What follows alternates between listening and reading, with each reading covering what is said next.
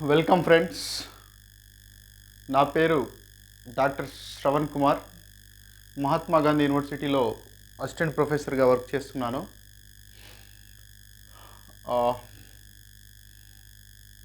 Group 1కు సంబంధించి sociology paper 3లో ఉన్నటువంటి part 1 అయినటువంటి సోషియాలజీ అంశాలైన Indian society, structure, issues and social మూమెంట్స్కు సంబంధించిన సిలబస్పై గ్రూప్ 1 అభ్యర్థులకు అవగాహన కలిగించేందుకు చాలామంది విద్యార్థులు డిగ్రీలో సోషియాలజీ ఎక్కువగా తీసుకునే ఛాన్స్ లేదు కాబట్టి, డిగ్రీ కాలేజెస్లో సోషియాలజీ లేదు కాబట్టి చాలామందికి నూతనంగా ఉండేటువంటి ఛాన్స్ ఉంది.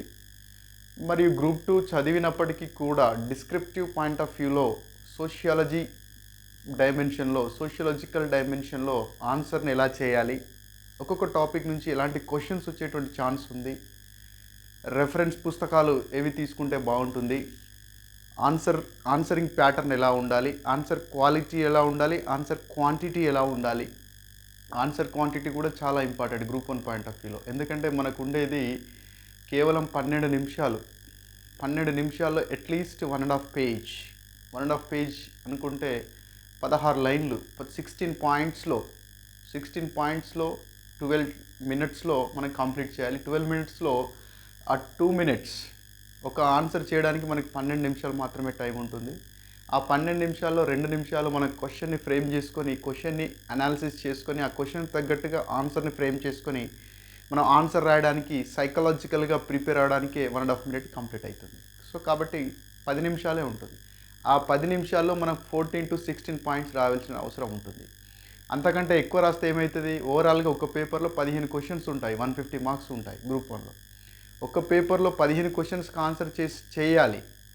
లేదు మనం క్వశ్చన్ క్వాంటిటీ పెంచినప్పుడు ఏమవుతుంది, దాన్ని 2 పేజీలు రాసినప్పుడు ఏమవుతుంది, 15 కంటే ఎక్కువ పాయింట్స్ రాసినప్పుడు ఏమవుతుంది అంటే 15 క్వశ్చన్స్కి బదులుగా 12, 13 అంటే 120 మార్క్స్ పేపరే చేసినట్టు అవుతుంది. కాబట్టి షార్ట్ అండ్ స్వీట్గా అట్లా అని చెప్పేసి మరీ హాఫ్ పేజ్ రాస్తే బాగోదు, 1 పేజ్ రాస్తే బాగోదు. కవరేజ్ ఉండాలి, కాంప్రహెన్సివ్ ఆన్సర్ ఉండాలి, లాజికల్గా ఉండాలి. క్వశ్చన్ ఎగ్జామినర్ లేదా క్వశ్చన్ ఏ ఇంటెన్షన్తో అడిగాడు ఆ ఇంటెన్షన్ని మనం ఫుల్ఫిల్ చేయాలి. ఆ ఇంటెన్షన్ని ఫుల్ఫిల్ చేసినప్పుడు మనకు మార్కులు ఆటోమేటిక్గా వచ్చేటువంటి ఛాన్స్ ఉంటుంది. గ్రూప్ 1 మెయిన్ సక్సెస్ కావడంలో ప్రధాన పాత్ర ఏంటంటే క్వశ్చన్ని అర్థం చేసుకోగలడు. అందరూ చదువుతారు, అందరూ క్వశ్చన్స్ రైటింగ్ ప్రాక్టీస్ చేస్తారు, కానీ క్వశ్చన్ని కరెక్ట్గా ఎవరైతే అర్థం చేసుకుంటారో వాళ్ళు మాత్రమే ఎక్కువ మార్కులు స్కోర్ చేసేటువంటి ఛాన్స్ ఉంటుంది. ఎందుకంటే ఇది ఆబ్జెక్టివ్ ఎగ్జామ్ కాదు, కింద 4 ఆన్సర్ చూడగానే గుర్తుపట్టడానికి. క్వశ్చన్ని అర్థం చేసుకోవడంలో నువ్వు ఎక్కడైతే తికమక పడతావో అక్కడ నీ పని అయిపోతుంది. ఫర్ ఎగ్జాంపుల్, భారతీయ సమాజంలో భారతీయ సమాజం యొక్క వైవిధ్యతకు దారితీసినటువంటి కారణాలను వివరించండి అన్నాడు. Let me write here question. భారతీయ సమాజంలో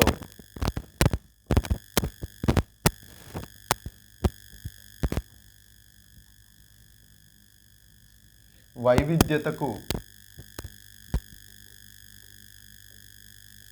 దారితీసిన లేదా దోహదపడిన కారణాలను వివరించండి అన్నాడు.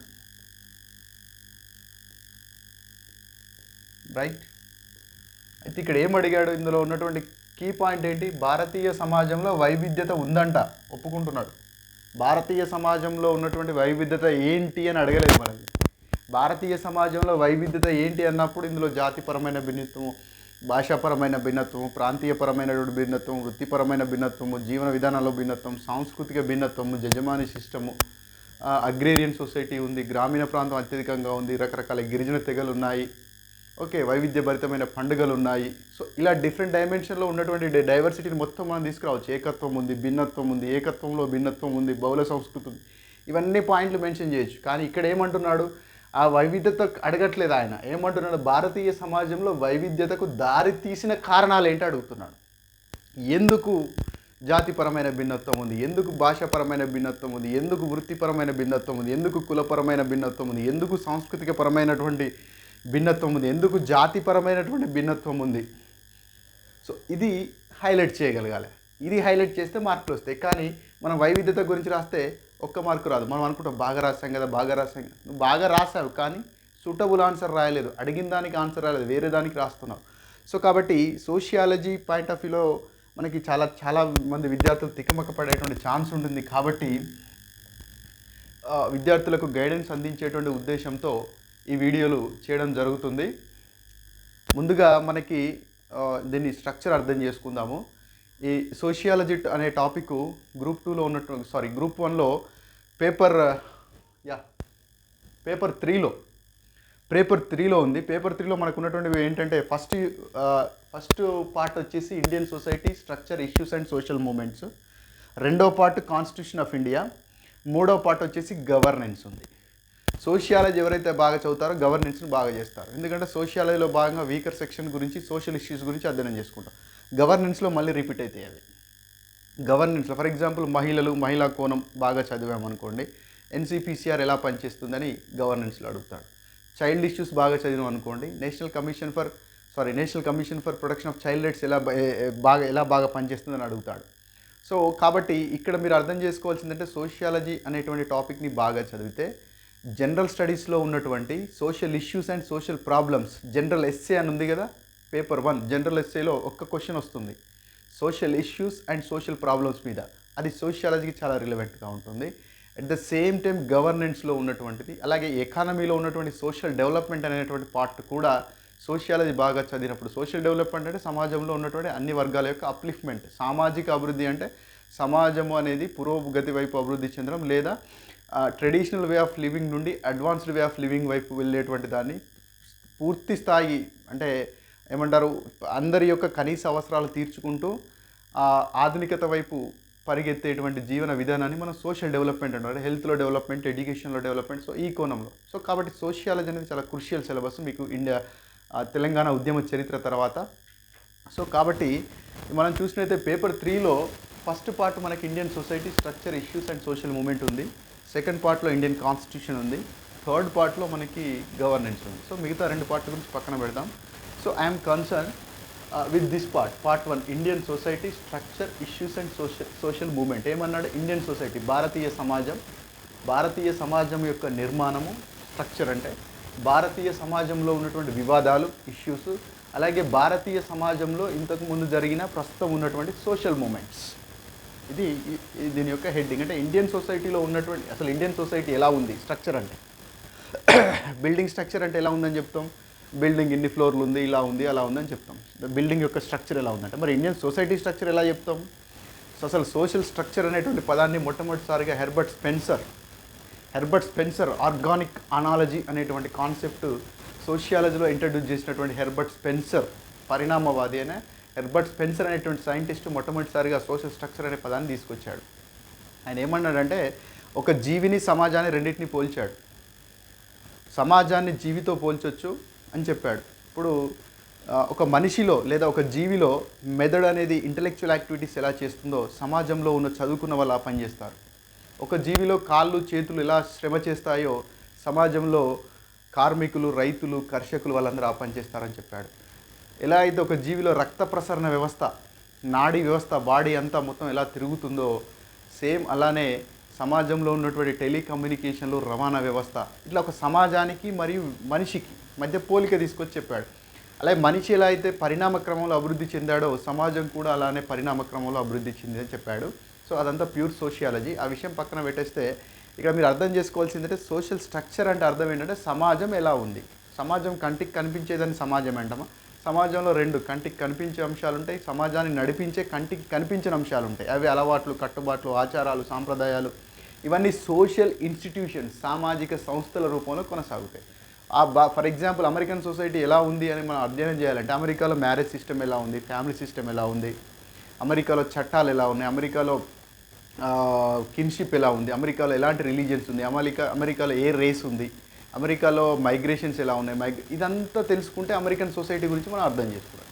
సో ఇక్కడ కూడా ఇండియన్ సొసైటీ అన్నప్పుడు ఇండియాలో సోషల్ ఇన్స్టిట్యూషన్స్ ఏమున్నాయి, సోషల్ ఇన్స్టిట్యూషన్స్ ఎలా వర్క్ చేస్తున్నాయి కదా. అందుకే ఫస్ట్ యూనిట్లో అవే ఇచ్చాడు, marriage, kinship, family, tribe, religion, cost, language, rural urban continuum and multi culturalism, ఈ టాపిక్స్ ఇచ్చాడు. కాబట్టి సామాజిక నిర్మాణం అంటే సమాజంలో మనుషుల యొక్క జీవన విధానాలు ఎలా ఉన్నాయి, వారి యొక్క స్థితిగతులు ఎలా ఉన్నాయి, వారు ఎలాంటి జీవన విధానాన్ని కొనసాగిస్తున్నారు, కుటుంబ వ్యవస్థ ఎలా ఉంది, వివాహ వ్యవస్థ ఎలా ఉంది, బంధుత్వ వ్యవస్థ ఎలా ఉంది, అంటే ఇదంతా సోషల్ ఇన్స్టిట్యూషన్స్ అనమాట. వీటిని సామాజిక సంస్థలు, ప్రజలందరి కోసం, సమాజంలో ప్రజలందరి కోసం ఉమ్మడిగా పనిచేసేటువంటి సామాజిక ఏర్పాటును మనం సోషల్ ఇన్స్టిట్యూషన్ అంటాం.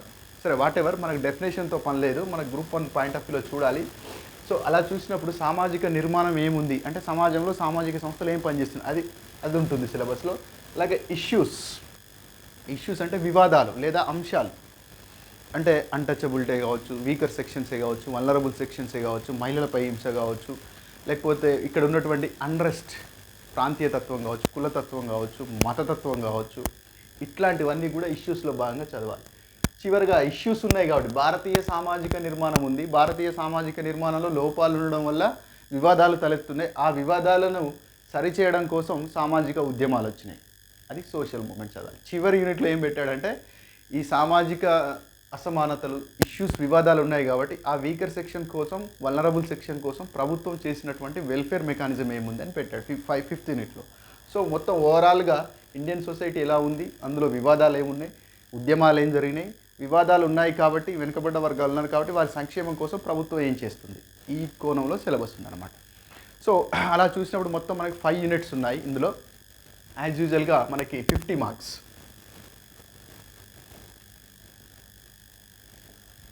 ఒక పేపరు 150 మార్కులు కదా, కాన్స్టిట్యూషన్ 150 మార్కులు, గవర్నెన్స్కి 50 మార్కులు, పోతే పార్ట్ 1 50 మార్కులు.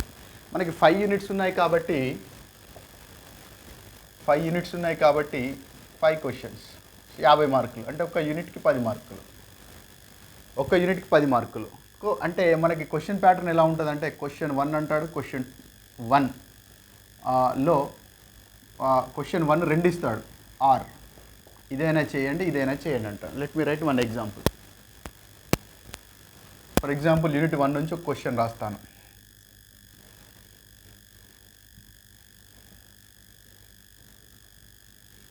భారతదేశ సమాజంలో ఉన్న వైవిధ్యత వల్ల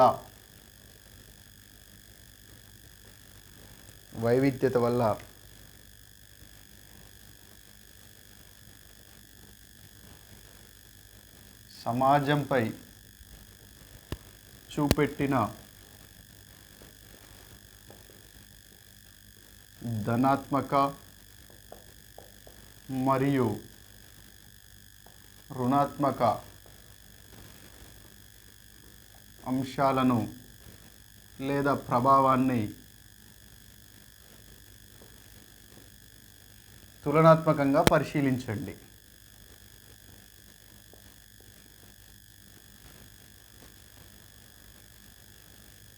లేదా తులనాత్మకంగా వివరించండి.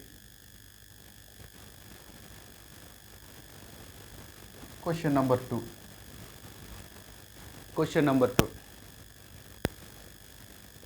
ఇది ఒక టాపిక్ నుంచి అడిగాడు.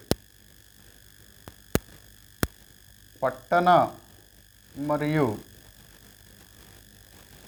గ్రామీణ నిరంతరత అనగానేమి?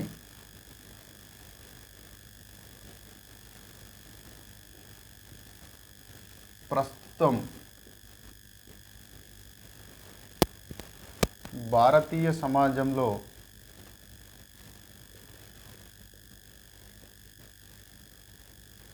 దీని యొక్క స్థితిగతులను వివరించండి.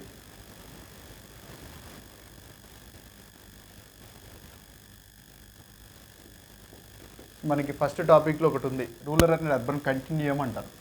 తెలుగులో పట్టణ మరియు గ్రామీణ నిరంతరత అంటారు. దీన్ని రాబర్ట్ రెడ్ఫీల్డ్ అనేటువంటి సైంటిస్ట్ మొట్టమొదటిసారిగా రూరల్ అండ్ అర్బన్ కంటిన్యూయం అనేటువంటి కాన్సెప్ట్ని, ఆ పదం రూరల్ అండ్ అర్బన్ కంటిన్యూయం అనేటువంటి పదాన్ని ఫస్ట్ టైం రాబర్ట్ రెడ్ఫీల్డ్ అనేటువంటి సైంటిస్ట్ సోషియాలజీలో ఇంట్రడ్యూస్ చేశాడు.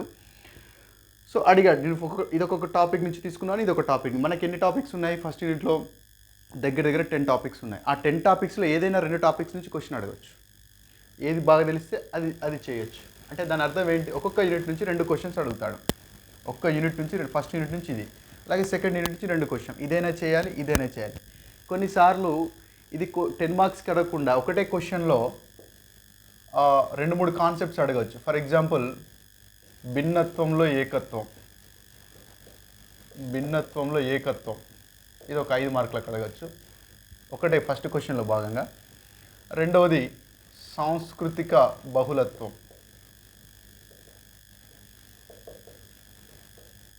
ఇది ఒక 5 మార్కులు. ఈ క్వశ్చన్ ఉండకపోవచ్చు, అంటే ఈ క్వశ్చన్ అయినా చేయాలి లేదా ఈ క్వశ్చన్ అయినా చేయాలి. అంటే నేను ఏమంటాను, 10 మార్క్స్కి ఒకటే క్వశ్చన్ అయినా అడగచ్చు, లేదా ఒక క్వశ్చన్లో భాగంగా 2 సబ్ క్వశ్చన్స్ కూడా అడగచ్చు. సైన్స్ అండ్ టెక్నాలజీలో ఈ ధోరణి బాగా కనపడుతుంది. సోషియాలజీ కూడా మనం ఎక్స్పెక్ట్ చేయొచ్చు. సో మొత్తం మీద మీరు అర్థం చేసుకోవాల్సింది ఏంటంటే, మనకి ఉన్నవి సోషియాలజీలో 5 యూనిట్స్ ఉన్నాయి. ఆ 5 యూనిట్స్ నుంచి మనకి 50 మార్కులు, ఒక్కొక్క యూనిట్ నుంచి 2 క్వశ్చన్లు వస్తాయి. 5 యూనిట్లు ఉన్నాయి, 50 మార్కులు, ఒక్కొక్క యూనిట్ నుంచి 2 క్వశ్చన్లు. ఆ 2 క్వశ్చన్లు ఒక్కొక్క క్వశ్చన్కి మనం ఆన్సర్ చేయాలి. ఒక క్వశ్చన్కి ఆన్సర్ చేయాలంటే మనకు ఉన్నటువంటి టైం 12 నిమిషాలు. ఈ 12 నిమిషాల్లో 2 నిమిషాలు క్వశ్చన్ అర్థం చేసుకొని సరిపోతే 10 మినిట్సే మనకు ఉంటుంది. ఈ 10 మినిట్స్లో అట్లీస్ట్ 15 సెంటెన్సెస్ 15 సెంటెన్సెస్లో రాయాలి, అర్థవంతంగా రాయాలి 15 సెంటెన్సెస్లో. ఈ ఇంత ఎక్స్పర్టైజ్ రావాలంటే మీరు కొన్ని స్టెప్పులు దాటాలి, కొన్ని దశలు దాటాలి. ఒకటేంటంటే ఫస్ట్ కంటెంట్ మీద గ్రిప్ ఉండాలి, కంటెంట్ పర్ఫెక్ట్గా వచ్చి ఉండాలి. భారతీయ సమాజం యొక్క లక్షణాలు కంప్లీట్గా తెలిస్తేనే నువ్వు వీటికి ఆన్సర్ చేయగలుగుతావు. కంటెంట్ పూర్తిగా తెలిసి ఉండాలి. ఆ కంటెంట్ని క్వశ్చన్ తగ్గట్టుగా మౌల్డ్ చేసుకోగలగాలి. మన దగ్గర రామెట్ జుట్టు ఉంది, ఎలా అయినా క్రాఫ్ట్ చేసుకోవచ్చు. జుట్టు వెళ్ళినప్పుడు ఎట్లా క్రాఫ్ట్ చేసుకుంటావు, అంతే కదా. సో నీకు కంటెంట్ ఉంటే అప్పుడు దాన్ని మౌల్డ్ చేసుకుంటావు. మౌల్డ్ చేసుకున్నావు, కానీ నీకు రైటింగ్ కెపాసిటీ ఉండాలి. అది ఇంగ్లీష్ మీడియం అయినా సరే, తెలుగు మీడియం అయినా సరే, రైటింగ్ కెపాసిటీ. ముత్యాల్లాగా ఉండాల్సిన పనేం లేదు. అట్లని చెప్పి అర్థం అక్వర్డ్గా కూడా ఉండకూడదు. ముత్యాల్లాగా రమ్మంటే ఇప్పుడు రాదు. అట్లీస్ట్ అర్థమయ్యేటట్టు ఉండాలి, క్లారిటీ ఉండాలి. దరిద్రమైన తప్పులు, ఒత్తులు, దీర్ఘాలు, దరిద్రమైన తప్పులు ఉండకూడదు. ఇంగ్లీష్ మీడియం అయితే at least up to the mark ఉండాలి. గ్రామటికల్ మిస్టేక్స్ ఏమి ఉండకుండా, స్పెల్లింగ్ మిస్టేక్స్ ఏమి ఉండకుండా చూసుకోవాలి. రైటింగ్ కెపాసిటీ ఉండాలి అండ్ ఇన్ టైంలో కంప్లీట్ చేయాలి. సో ఫస్ట్ నువ్వు చేయాల్సింది కంటెంట్ మీద గ్రిప్ రావాలి, ప్రతి టాపిక్ మీద గ్రిప్ రావాలి. మల్టీకల్చరిజం అంటే ఏంటి, రూరల్ అర్బన్ కంటిన్యూమ్ అంటే ఏంటి, ట్రైబ్స్ అంటే, క్యాస్ట్, కిన్షిప్, ప్రతి టాపిక్ మీద గ్రిప్ రావాలి. గ్రిప్ వచ్చిన తర్వాత ఆ కంటెంట్ని ఆన్సర్స్ చేసే కెపాసిటీ. ఫర్ ఎగ్జాంపుల్ ఒక్క టాపిక్ని 4-5 రకాల డైమెన్షన్లో, ఇప్పుడు భారతీయ సమాజంలో ఉన్నటువంటి లక్షణాలు అన్నాడు ఒక topic. Salient features of Indian society, భారతీయ సమాజంలో ఉన్నటువంటి విశిష్ట లక్షణాలు అన్నాడు. అన్నప్పుడు భారతీయ సమాజంలో విశిష్ట లక్షణాలు ఏంటి అంటే మనం పటపట రాయొచ్చు. వైవిధ్యం ఉంది, ఏకత్వం ఉంది, భిన్నత్వం ఉంది, సాంస్కృతిక భిన్నత్వం ఉంది, ప్రాంతీయపరమైన భిన్నత్వం ఉంది, ప్రత్యేకంగా గిరిజన సామాజిక జీవన విధానం ఉంది, గ్రామీణ సామాజిక జీవన విధానం ఉంది, కులపరమైన సామాజిక స్థరీకరణ ఉంది, చాతుర్వర్ణ వ్యవస్థ ఆధారంగా చేసుకుని హిందూ సామాజిక వ్యవస్థ అధికంగా ఉంది, భాషాపరమైనటువంటి వైవిధ్యం ఉంది, జడ్జిమాని సిస్టమ్ ఉంది, జాతిపరమైన, ఇవన్నీ రాసుకుంటూ పోవచ్చు. ఈ 10 పాయింట్ రాస్తే సరిపోతుంది, ఈ వైవిధ్యం అంతా ఉందని రాస్తారు. కానీ ఇది బేసిక్ క్వశ్చన్, దీని మీద కంప్లీట్ అవగాహన ఉండాలి. దీంతో పాటు దీనికి అడిషనల్గా దీని చుట్టుపక్కల అప్లైడ్ ఓరియంటేషన్లో వచ్చేటువంటి క్వశ్చన్స్కి ఆన్సర్ చేయాలి. భారతదేశంలో ఏకత్వం ఉంది, భిన్నత్వం ఉంది, అందరికీ తెలుసు, చిన్నపిల్లలకు తెలుసు, 7th క్లాస్ సోషల్ స్టడీస్ బుక్లో కూడా ఉంటుంది. ఏమడుగుతాడు, భారతదేశంలో భిన్నత్వంలో ఏకత్వానికి దారి తీసిన పరిస్థితులు ఏంటి, భారతీయ సమాజంలో భిన్నత్వం ఉండడం వల్ల సమాజంపై చూపెట్టినటువంటి రుణాత్మకమైన మరియు ధనాత్మకమైన ప్రభావం ఏంటి, భారతదేశంలో ఉన్నటువంటి భిన్నత్వంలో ఏకత్వం తీసుకురావడానికి దోహదపడినటువంటి, అంటే కల్చరల్ డైవర్సిటీ ఉంది, లింగ్విస్టిక్ డైవర్సిటీ ఉంది, ఆక్యుపేషనల్ డైవర్సిటీ ఉంది, కల్చరల్ డైవర్సిటీ, ఇవన్నీ ఉన్నప్పటికీ కూడా మనం ఒకటే జాతి పౌరులుగా ఇన్ని సంవత్సరాల పాటు మనం కొనసాగుతున్నాం. మనం పాకిస్తాన్లో చూస్తాం ఎన్ని గొడవలు అవుతున్నాయి, యూరోపియన్ కంట్రీస్లో చూస్తున్నాం ఎన్ని గొడవలు అవుతున్నాయి. కానీ ఇండియాలో అట్లాంటి సోషల్ అంట్రెస్ట్ రాలేదు. ఎన్ని గొడవలు అయినప్పటికీ, మతాల మధ్య ఉగ్రవాదం వచ్చినా, బాంబులు పేర్లు వచ్చినా, ఓకే, ఎన్ని రకాల ఒక పక్కన కమ్యూనిజం, ఒక పక్కన లెఫ్టిజం, ఒక పక్కన రైటిజం, ఓకే, ఇవి ఎన్ని రకాల ఆర్థిక అసమానతలు ఉన్నప్పటికీ, కులపరమైన వైవిధ్యం ఉన్నప్పటికీ, ఇన్ని వైవిధ్యాలు ఉన్నప్పటికీ కూడా ఏకదాటి మీద ఎలాగా ఏకత్వం ఎందుకు వచ్చింది అనేటువంటి కోణంలో మనం విశ్లేషణ చేయగలగాలి. ఎందుకు అంటే భారతదేశంలో ఉన్నటువంటి వైవిధ్యత మధ్యలో ఏకత్వం తీసుకురావడానికి కొన్ని ముఖ్యమైన కారణాలు: రాజ్యాంగం, సంక్షేమ విధానాలు, ఆ, ఒక చక్కటి డెమోక్రటిక్ సిస్టమ్ ఉండడం, రైట్, విద్యా వ్యవస్థ అందరికీ ఉండడం, ఈ కోణంలో తీసుకురావాలి. అలాగే చారిత్రక కారణాలు ఏమున్నాయి, దానికి సామాజిక కారణాలు ఏమున్నాయి, కాంటెంపరీ కారణాలు ఏమున్నాయి, ఇవన్నీ అనాలిసిస్ చేయగలగాలి. అలాగే భిన్నత్వం ఉండడం వల్ల సమాజం మీద చూపెట్టినటువంటి దుష్పరిణామాలు ఏంటి అన్నాడు. భిన్నత్వం ఎంత ఉందో నీకు తెలుసు, కానీ దుష్పరిణామాలు అన్నప్పుడు ఏం చెప్తావు?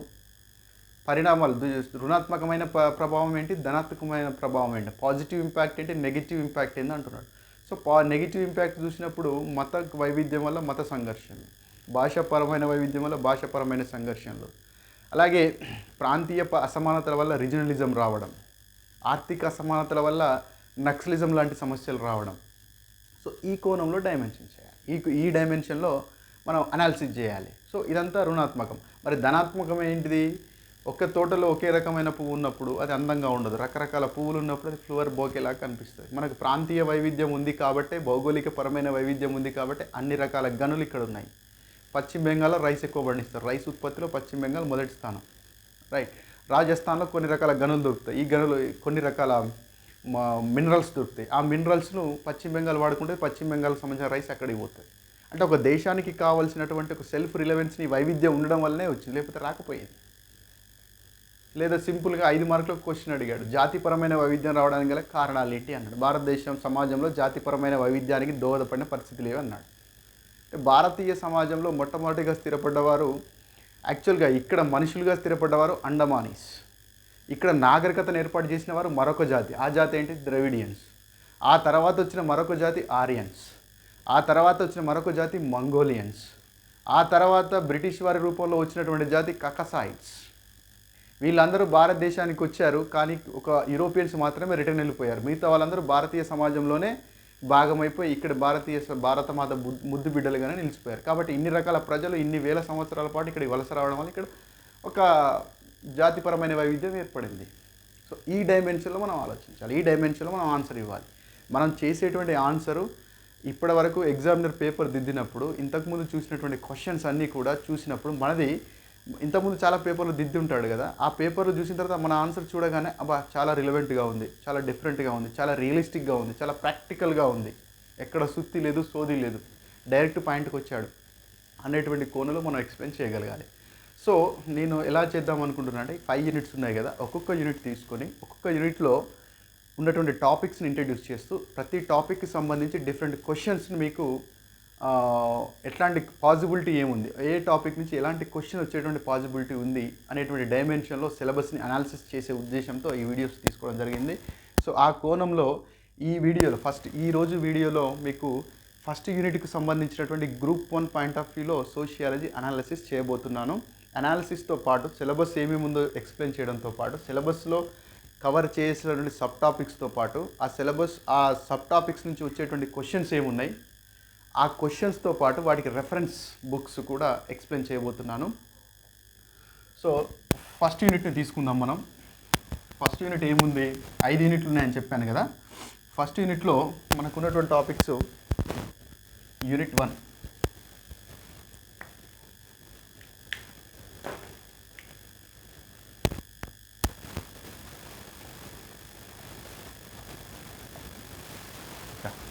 యూనిట్ 1లో మనకు ఉన్నటువంటి యూనిట్ హెడ్డింగ్ ఏమి ఇచ్చాడు? ఇండియన్ సొసైటీ, భారతీయ సమాజం.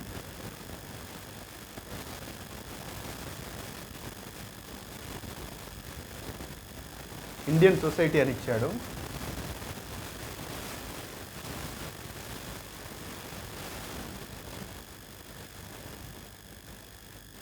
ఇది యూనిట్ హెడ్డింగ్. చాలామంది తెలియదు యూనిట్ హెడ్డింగ్ ఏంటి, అందులో ఉన్న టాపిక్ ఏంటి, ఆ టాపిక్లో సబ్ టాపిక్ ఏంటి. సిలబస్ని బాగా అధ్యయనం చేయాలి, సిలబస్ యొక్క పట్టును పట్టాలి. ఓకే, అప్పుడు మాత్రమే మనం కరెక్ట్గా ముందటికి సిలబస్ని అర్థం చేసుకుంటేనే నీకు పయనానికి దారి దొరికినట్టు. లేకపోతే నువ్వు చీకట్లో ముందటికి వెళ్ళినట్టుగా ఉంటుంది, క్లారిటీ ఉండదు. బట్ సిలబస్ మీద అవగాహన చాలా ఇంపార్టెంట్ గ్రూప్ 1 లాంటి ఎగ్జామ్స్, సివిల్స్ లాంటి ఎగ్జామ్స్కి. ఓకే, సో ఇందులో వచ్చినటువంటి ఫస్ట్ టాపిక్ ఏమన్నాడు? Salient features. ఫస్ట్ టాపిక్ వచ్చి salient features.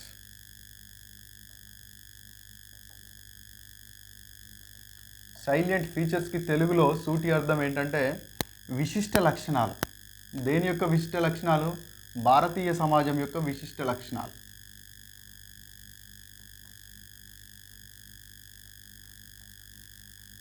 Topic 1 first topic. Second topic ఏమి ఇచ్చాడు? సైలెంట్ ఫీచర్స్ తర్వాత సెకండ్ టాపిక్ వచ్చేసి యూనిటీ ఇన్ డైవర్సిటీ అన్నాడు. యూనిటీ ఇన్ డైవర్సిటీ, భిన్నత్వంలో ఏకత్వం.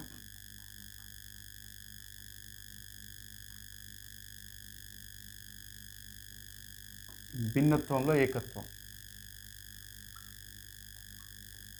3 కుటుంబం.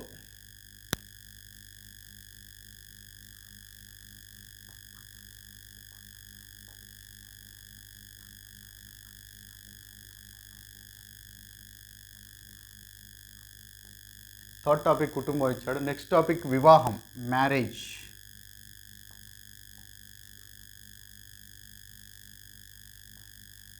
అండ్ నెక్స్ట్ వన్ బంధుత్వం, కిన్షిప్.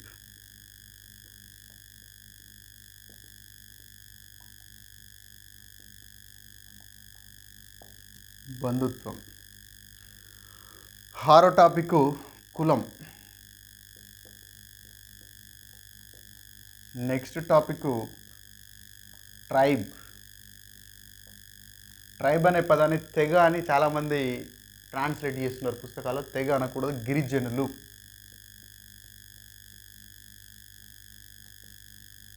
గిరిజనులు, తెగ అనకూడదు. తెగ అనే పదానికి మళ్ళీ మీనింగ్ వేరే చేంజ్ అవుతుంది. సరే, రెండు సినానమస్గా వాడతారు కానీ మన అక్యురసీ కోసం చెప్తున్నాను. ట్రైబ్ అన్నప్పుడు గిరిజనులు అనుకోవాలి. నెక్స్ట్ రిలీజియన్, మతం. అండ్ 8 టాపిక్స్ అయిపోయినాయి కదా. 9th టాపిక్ లాంగ్వేజ్, భాష.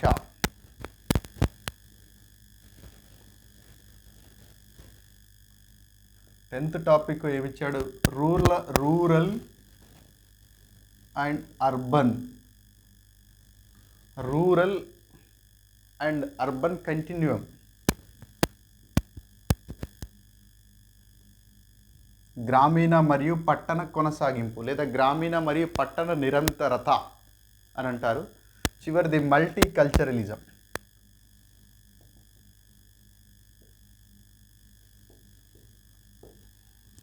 బహుళ సాంస్కృతిక వాదం.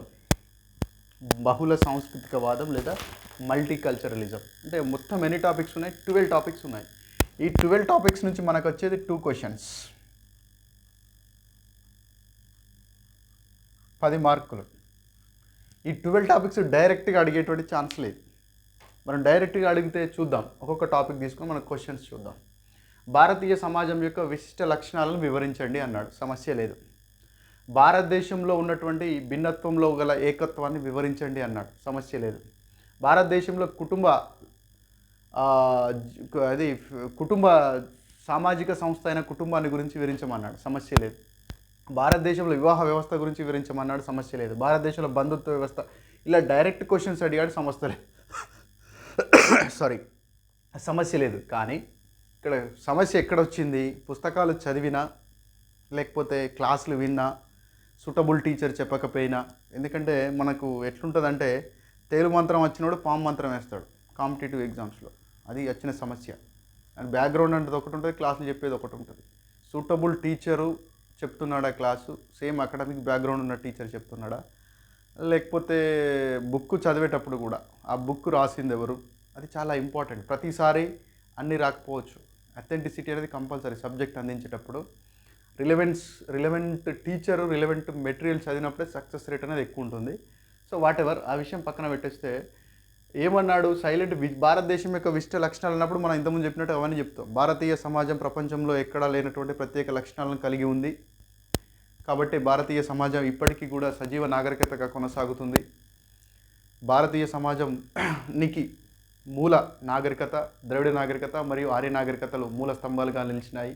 వాటి యొక్క కాంటెంపరీ, వాటి యొక్క సమకాలీన నాగరికతలు అయినటువంటి మెసొపొటేమియన్ నాగరికత, మయన్ నాగరికత, చైనీస్ నాగరికత, ఇరాక్ నాగరికతలు అంతరించిపోయిన, రోమన్ నాగరికత, గ్రీక్ నాగరికత అవన్నీ అంతరించిపోయినా ఇప్పటికీ సజీవంగా కొనసాగుతూ ఉంది అంటుంది అనేటువంటి హెడ్డింగ్తో స్టార్ట్ చేస్తూ భారతీయ సమాజంలో ఈ క్రింది అంశాల్లో భాషాపరమైన వైవిధ్యం ఉంది.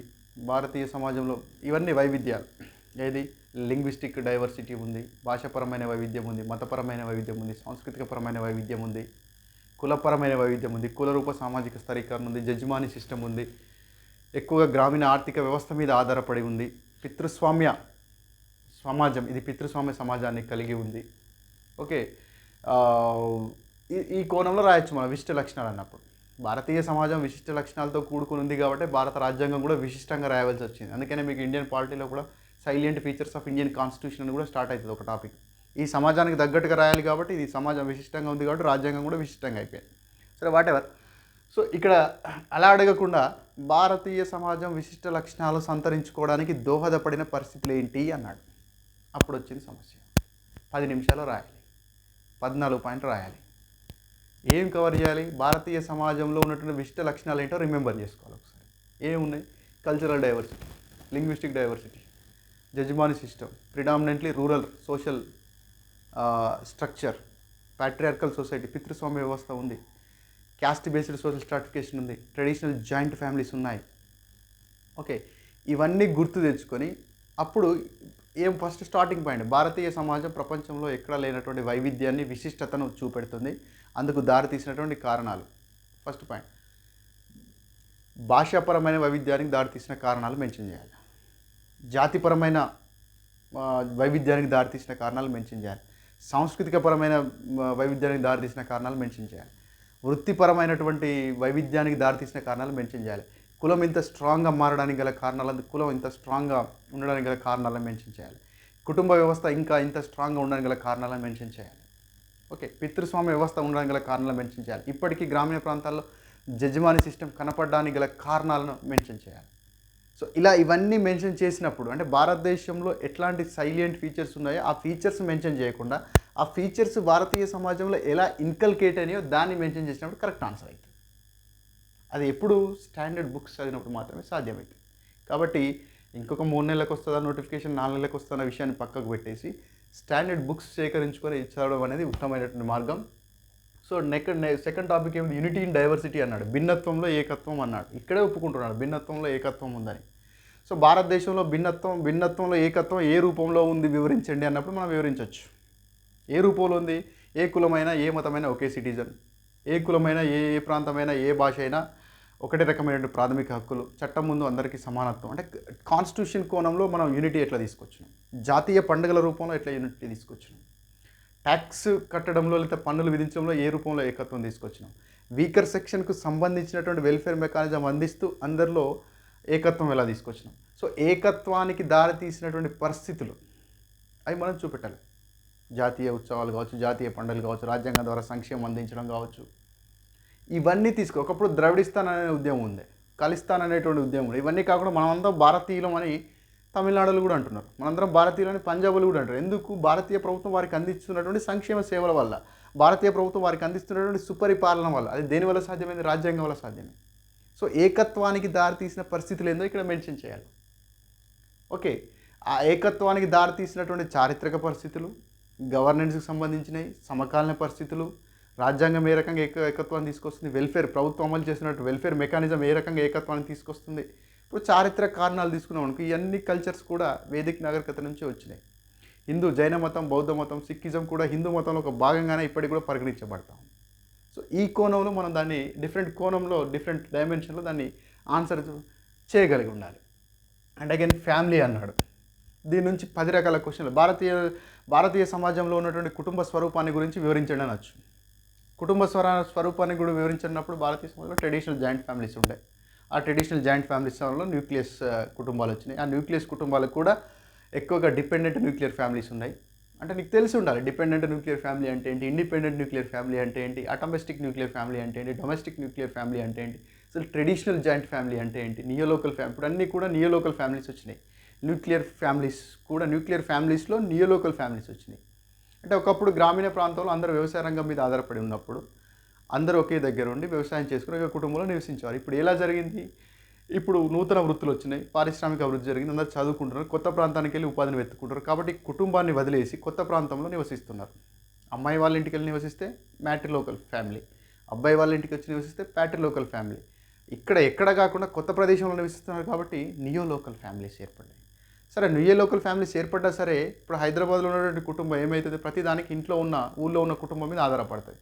సంక్రాంతి పండుగ ఏంది ఇంటికి వస్తారు, దీపావళి పండుగ ఏంది ఇంటికి వస్తారు, ఇంట్లో ఏదైనా ఫంక్షన్ చేయాలి మళ్ళీ తల్లిదండ్రులు అడుగుతారు. కాబట్టి దీనికి డిపెండెంట్ న్యూక్లియర్ ఫ్యామిలీ అంటారు. అమెరికాలాగా ఆటోమేటిక్ న్యూక్లియర్ ఫ్యామిలీ కాదు, అంటే పూర్తి స్వతంత్రంగా ఉండేటువంటి ఫ్యామిలీ కాదు. తన యొక్క ఏ కుటుంబం నుంచి అయితే వచ్చారో ఆ కుటుంబం మీద ప్రతిదానికి ఆధారపడతారు. సో మరి భారతదేశంలో ఉన్నటువంటి ట్రెడిషనల్ జాయింట్ ఫ్యామిలీస్ న్యూక్లియర్ నియోలోకల్ ఫ్యామిలీస్గా మారడానికి గల దోహదపడిన పరిస్థితులు ఏంటి? విద్య పెరగడమే కావచ్చు, పారిశ్రామికీకరణ కావచ్చు, నగరీకరణ కావచ్చు. సో ఈ డైమెన్షన్లో మనం ఆన్సర్. సెకండ్ థింగ్, సో దీంతోపాటు భారతదేశంలో కుటుంబ వ్యవస్థలో వచ్చినటువంటి మార్పులను సోదాహరణంగా తెలపండి అన్నాడు.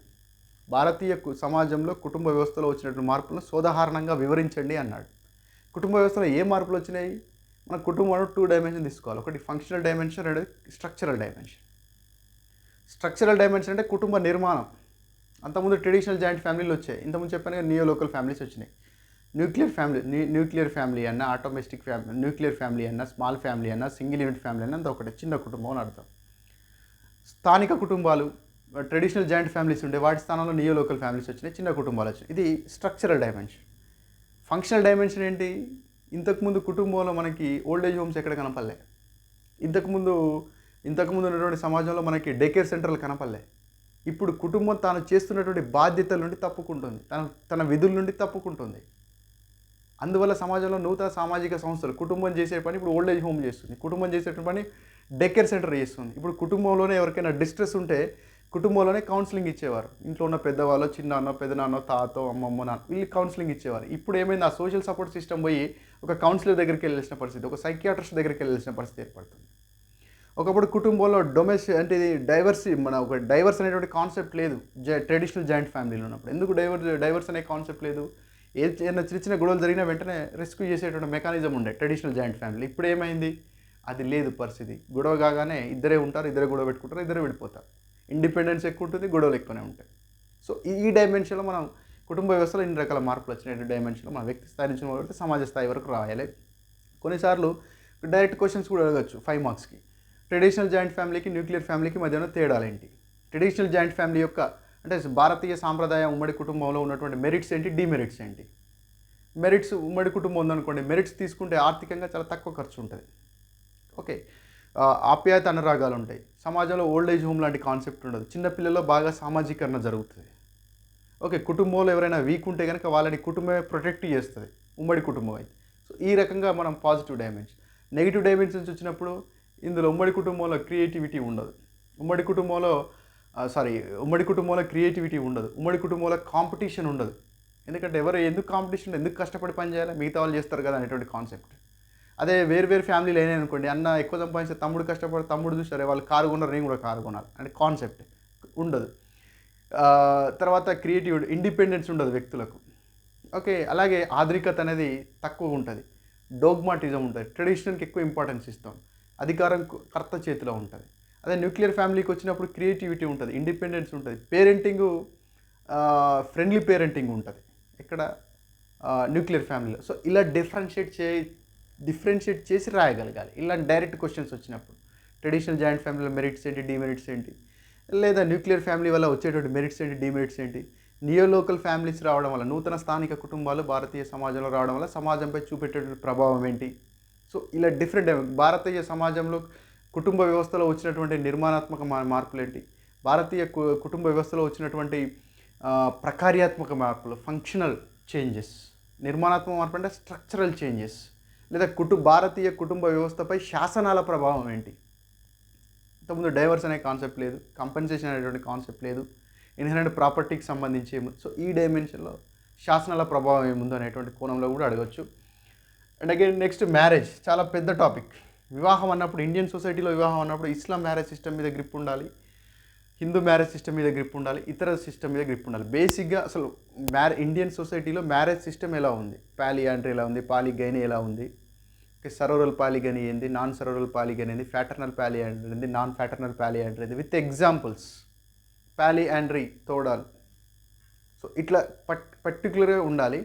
పాలిగైనీని బహుభార్యత్వాన్ని పాటించడం గల కారణాలేంటి, బహుభర్తత్వానికి పాటించడం గల కారణాలేంటి, బహుభార్యత్వంలో మెరిట్స్ ఏంటి, బహుభర్తత్వంలో ఉన్నటువంటి మెరిట్స్ ఏంటి, ఇందులో ఉన్న డిమెరిట్స్ ఏంటి, ఇందులో ఉన్న డిమెరిట్స్ ఏంటి. సో వాటితో పాటు భారతీయ సామాజిక వ్యవస్థలో వివాహ వ్యవస్థలో ఉన్నటువంటి వివాదాలేంటి, లోపాలేంటి అన్నాడు. లోపాలేంటి అన్నప్పుడు మనం చూడాల్సింది ఏజెడ్ మ్యారేజ్, బాల్య వివాహం ఉంది, వరకట్న వ్యవస్థ అలానే ఉంది, డొమెస్టిక్ వైలెన్స్ అలానే ఉంది, డైవర్స్ అనేటువంటి కాన్సెప్ట్ ఎక్కువగా పెరిగిపోతూ ఉంది. ఓకే, ఇవన్నీ వివాహానికి, విడో రీమ్యారేజ్ అనేది లేకపోవడం, సతీసాగమం, ఇవన్నీ వివాహానికి సంబంధించిన సమస్యలు. ముఖ్యంగా బాల్య వివాహం ఒకటి తీసుకోవాలి, వరకట్న వ్యవస్థ ఒకటి తీసుకోవాలి, డొమెస్టిక్ వైలెన్స్ ఒకటి తీసుకోవాలి, విడాకులు తీసుకోవడంలో మహిళకు హక్కులు లేకపోవడం ఒకటి తీసుకోవాలి. వీటి నుంచి బయటికి రావడమే కదా. మొన్న కూడా మనకి 2018లో ఆర్డినెన్స్ వచ్చింది కదా, షాయర్ అబానా కేసులో సుప్రీంకోర్టు ఇచ్చినటువంటి తీర్పు మేరకు ట్రిపుల్ తలాక్ యాక్ట్. సో ట్రిపుల్ తలాక్ యాక్ట్ని తీసేసిన తలాకి బిదాత్ అండ్ సిమిలర్ ఫార్మ్స్ చట్టంలో క్లియర్గా రాసింది. తలాకి బిదాత్ని కానీ తలాకి బిదాత్ని పాటించినట్టు, తలాకి బిదాత్ని పోలినటువంటి ఇతర తలాక్ పద్ధతుల్ని పాటించడం నిషేధం, నేరం, 3 సంవత్సరాలు జైలు శిక్ష అని క్లియర్గా చెప్పడం జరిగింది ట్రిపుల్ తలాక్ యాక్ట్లో. సో కాబట్టి ఇండియన్ సొసైటీలో మ్యారేజ్కి రిలేటెడ్గా ప్యాట్రియార్కల్ అంటే పితృస్వామ్య విలువలతో కూడి ఉంది.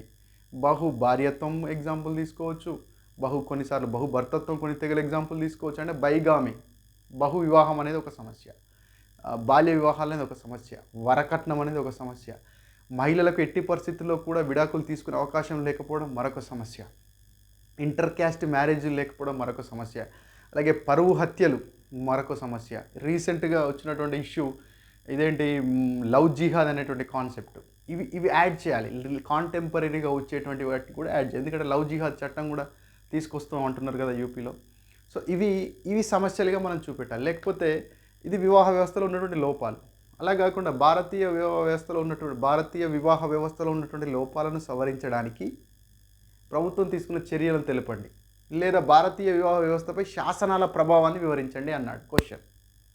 భారతీయ వివాహ వ్యవస్థపై శాసనాల యొక్క ప్రభావాన్ని వివరించండి అన్నాడు.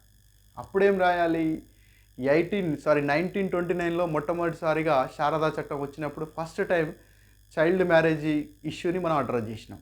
ఇప్పటికి కూడా వివాహ వ్యవస్థలో లోపాలని సవరించుకుంటూ వస్తున్నాం. మొన్న 2018 ట్రిపుల్ తలాక్ యాక్ట్, అంటే ఎక్కడ 1929 నుంచి మొదలు పెడితే 2018 వరకు కూడా వివాహ వ్యవస్థలో లోపాలని ఇంకా సవరించుకుంటూనే వస్తున్నాం. చూడ ఎంత జర్నీ జరిగింది, ఇన్ని సంవత్సరాల్లో కూడా ఇంకా వివాహ వ్యవస్థలో లోపాలు ఇంకా సో ఆ కోణంలో వరకట్నానికి సంబంధించి శాసనాల ప్రభావం, బాల్య వివాహాలకు సంబంధించి శాసనాల ప్రభావం, ట్రిపుల్ తలాక్కి సంబంధించి శాసనాల ప్రభావం, వివాహ వయస్సు పెరిగింది, వరకట్నం అనే దురాచారం అనేది తగ్గింది, డొమెస్టిక్ వైలెన్స్ విక్టిమ్స్కి ఇచ్చినటువంటి ఏర్పాట్లు, అలాగే compensation, okay, Indian succession act ప్రకారం వారసత్వ హక్కులు. సో ఇవన్నీ మెన్షన్ చేసినప్పుడు మనం శాసనాల యొక్క ప్రభావాన్ని మనం ఎక్స్ప్లెయిన్ చేసినట్టు అవుతుంది. సరే, వివాహ వయస్సు అనేటువంటి కోణం వచ్చినప్పుడు 18-21 అని చెప్పారు. 1976లో మొట్టమొదటిసారిగా వివాహ వయసును ఆడపిల్లలకి 18 సంవత్సరాలు, మగపిల్లలకి 21 సంవత్సరాలు చేశారు. శారదా చట్టం ప్రకారం ఆడపిల్లలకి 12 సంవత్సరాలు, మగపిల్లలకి 18 సంవత్సరాలు, కాపురానికి పంపించే వయసు 15 సంవత్సరాలు. దాన్ని 1976లో 18-21కి మార్చారు. సరే, ఆ విషయాన్ని పక్కన పెట్టేస్తే ఇలా మార్పు వచ్చింది. వివాహ వరకట్నం విషయంలో కావచ్చు, వివాహ వయస్సు విషయంలో కావచ్చు, ట్రిపుల్ తలాక్ విషయంలో కావచ్చు, వచ్చినటువంటి మార్పును మనం ఎక్స్ప్లెయిన్ చేయగలగాలి. ఇంటర్ క్యాస్ట్, ఆ మార్పులకు దోహదపడే అంశాలు, ఇంటర్ క్యాస్ట్ మ్యారేజ్ ఎలా సపోర్ట్ చేసింది, స్పెషల్ మ్యారేజ్ యాక్ట్ ఎలా సపోర్ట్ చేసింది, dissolution of Muslim marriage act ఎలా సపోర్ట్ చేసింది, ఇప్పుడు ట్రిపుల్ తలాక్ యాక్ట్ ఎలా సపోర్ట్ చేస్తుంది, హిందూ వివాహ చట్టం ఎలా సపోర్ట్ చేసింది, మొట్టమొదటిసారిగా హిందువుల్లో బహుభార్యత్వాన్ని, బహుభర్తత్వాన్ని నిషేధించింది, సపిండత్వ వివాహాలను నిషేధించింది, ఒకే గోత్రికుల మధ్య వివాహాన్ని నిషేధించింది, ఏ వివాహాలు చెల్లుబాటు అవుతాయి, ఏ వివాహాలు చెల్లుబాటు కావో వివరించింది. రైట్, ఏ సందర్భంలో ఆడవారికి వివాహాలు, వైఫ్కి విడాకులు తీసుకునే అవకాశం ఉంది. అలాగే dissolution of Muslim marriage act ప్రకారం, ముస్లిం వివాహ రద్దు చట్టం ప్రకారం ముస్లిం మహిళ ఎప్పుడు అంటే ట్రిపుల్ తలాక్ యాక్ట్ రాకముందు 1939లోనే తీసుకొచ్చారు dissolution of Muslim marriage act. ఆ చట్టం ప్రకారం ఆమెకి ఎలాంటి హక్కులు, అంతకుముందు లేని హక్కులు ఎలా ప్రొవైడ్ చేయబడ్డాయి. డొమెస్టిక్ వైలెన్స్ యాక్ట్ ద్వారా వివాహ బంధంలో చిక్కుకొని వివాహ బంధంలో ఉన్నటువంటి డొమెస్టిక్ వైలెన్స్ని అనుభవిస్తున్నటువంటి మహిళలకు right to residence, right to legal aid, right to compensation, right to protection, ఇవన్నీ డొమెస్టిక్ వైలెన్స్ యాక్ట్ ఎలా ప్రొవైడ్ చేయగలిగింది.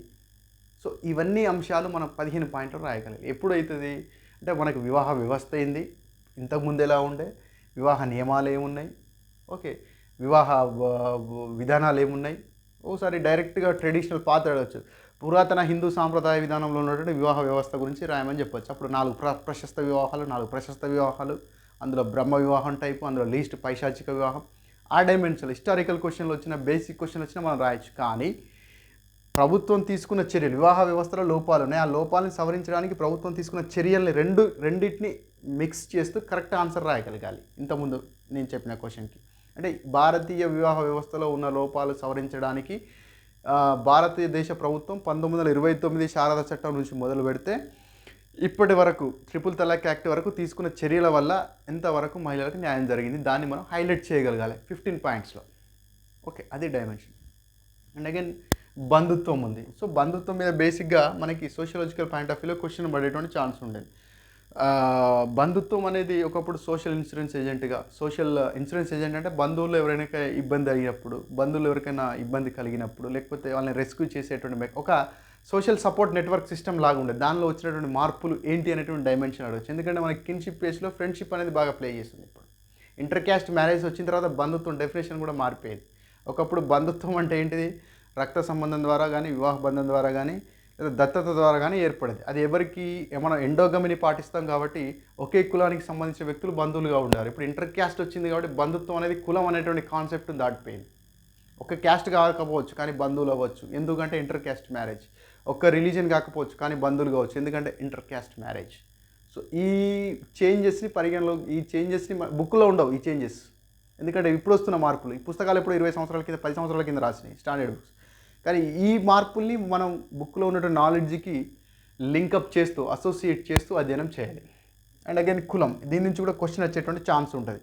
డైరెక్ట్గా కుల సిద్ధాంతాలు ఏంటి అన్నప్పుడు డైరెక్ట్ రాస్తాం మనం. కులం అంటే ఏంటి, కుల సిద్ధాంతాలు అంటే క్యాస్ట్ అనే పదం ఎవరు తీసుకొచ్చారు, లేకపోతే దైవ సిద్ధాంతం ఏం చెప్తుంది, వృత్తి సిద్ధాంతం ఏం చెప్తుంది, భౌగోళిక సిద్ధాంతం ఏం చెప్తుంది, సాంస్కృతిక సమీకృత సిద్ధాంతం ఏం చెప్తుంది, జాతి సిద్ధాంతం ఏం చెప్తుంది, వృత్తిపరమైన సిద్ధాంతం, ఇవన్నీ పుస్తకాల్లో ఉంటే చదువుకున్న పెద్ద సమస్య కాదు. ఎలా కులం ఏర్పడింది, చాతుర్వర్ణ వ్యవస్థ నుంచి ఎలా ఏర్పడింది, వృత్తుల నుంచి ఎలా ఏర్పడింది అని నెస్ఫీల్డ్ చెప్పడం, లేదా జాతి రిస్లే చెప్పినట్టుగా జాతుల నుంచి ఎలా ఏర్పడింది, కల్చర్స్ అన్నీ కలవడం వల్ల కులం ఏర్పడిందని శరత్ చంద్ర చెప్పడం.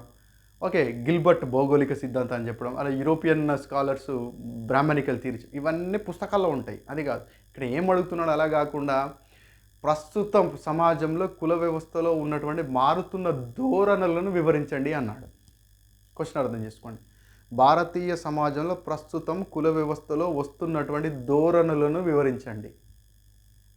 కరెంట్ ట్రెండ్స్ ఏమున్నాయి చెప్పమంటాడు. ఒకప్పుడు కులం అనేది వృత్తినిచ్చేది, కులం అనేది వివాహాన్ని ఇచ్చేది, కులం అనేది మన యొక్క ప్రత్యేక సంస్కృతిని ఎగ్జిబిట్ చేసేది, కులం అనేది ప్రత్యేక తిండి అలవాట్లను చూపెట్టేది.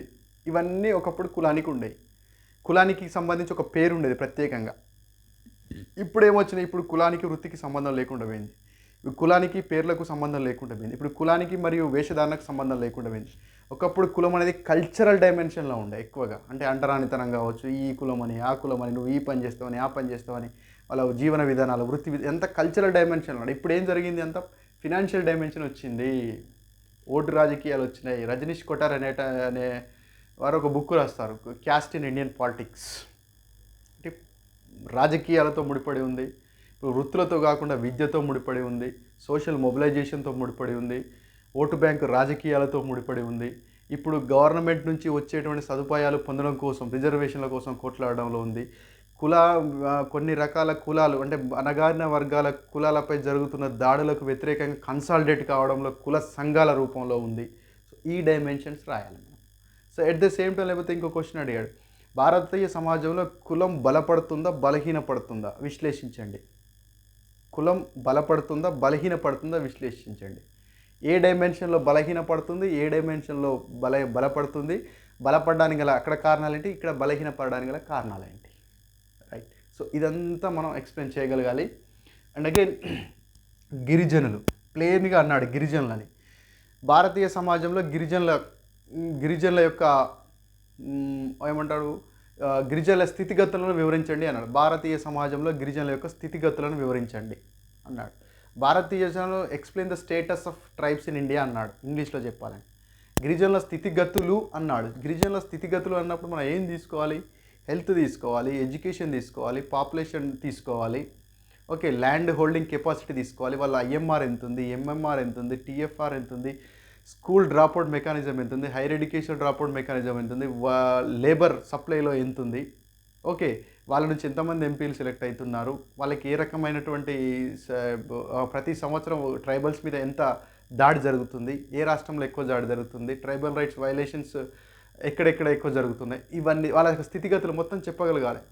ఇంత శాతం మంది విద్యకు దూరంగా ఉన్నారు, ఇంత శాతం మంది పావర్టీకి కింద ఉన్నారు, ఇంత శాతం మంది అర్బన్ ప్రాంతాల్లో నివసిస్తున్నారు, ఇంత శాతం మంది రూరల్ ప్రాంతాల్లో నివసిస్తున్నారు, వీళ్ళ లింగ నిష్పత్తి ఇలా ఉంది, సాధారణ ప్రజల లింగ నిష్పత్తి ఇలా ఉంది, వీళ్ళ ఎడ్యుకేషన్ ఇలా ఉంది, మెన్ ఎడ్యుకేషన్ ఇలా ఉంది, మెన్ లిటరసీ ఇలా ఉంది, ఉమెన్ లిటరసీ ఇలా ఉంది, జనరల్ పీపుల్ లిటరసీకి వీళ్ళకి ఇంత తేడా ఉంది, జనరల్ హెల్త్కి వీళ్ళకి ఇంత తేడా ఉంది, సాధారణ ప్రజల్లో స్టంటింగ్ అంటే పెరుగుదల సరిగా లేకపోవడం ఇలా ఉంది, సాధారణ ప్రజల్లో అనీమియా ఇట్లా ఉంటే వీళ్ళలో ఇలా ఉంది, సాధారణ ప్రజల్లో కమ్యూనికేబుల్ డిసీజ్ ప్రివిలెన్స్ రేట్ ఇలా ఉంటే వీళ్ళలో ఇలా ఉంది, సాధారణ ప్రజలు ఇంత శాతం మంది హైయర్ ఎడ్యుకేషన్ చదువుకుంటే వీళ్ళు ఇంత శాతం మంది చదువుతారు.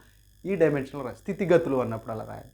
లేకపోతే భారతదేశంలో గిరిజన సంక్షేమం ఇక్కడ అడగకపోవచ్చు, ఎందుకంటే చివరి యూనిట్లో మనకు గిరిజన సంక్షేమం అనేటువంటి టాపిక్ ఉంది కాబట్టి దాని నుంచి అడగచ్చు, రైట్. లేకపోతే భారతదేశంలో గిరిజన సంస్కృతిని కాపాడడానికి భారతీయ ప్రభుత్వం తీసుకున్న చర్యలేంటి?